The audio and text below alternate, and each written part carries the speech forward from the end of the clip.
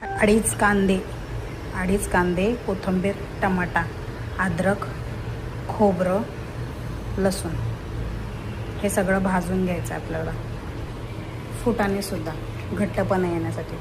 आणि हे जे बारीक कांदा टमाटो कापून ठेवलं हे मी फोडणीसाठी नंतर वापरणार आहे. एक एक करून सगळं काही भाजून घेतलेलं आहे. काळं होऊस तर आपल्याला भाजायचं, जास्त काळा नाही पण ॲटलिस्ट एवढं.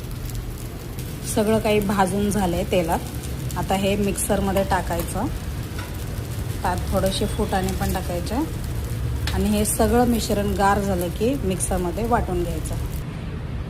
तेल गरम केलं आहे. नॉनव्हेजसाठी तेल जरा जास्तच घ्यायचं. एक आपल्याला कांदा टमाटो घेऊया.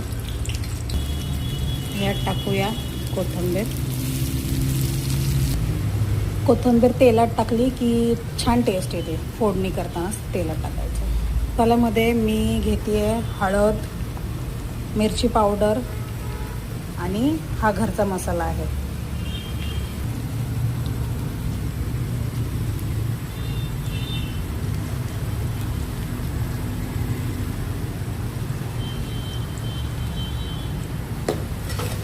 छान मिक्स करायचं. आता यात आपण जे वाटण केलं होतं ना ते टाकायचं.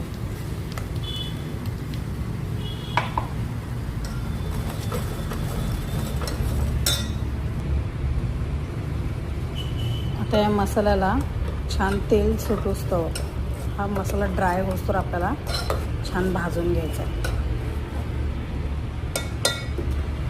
त्याला छान तेल सुटलं आहे. आता आपण हे फोडलेले अंडे ह्याच्यात टाकू. थोडा वेळ ना ते मसाल्यामध्येच फ्राय होऊन द्यायचे.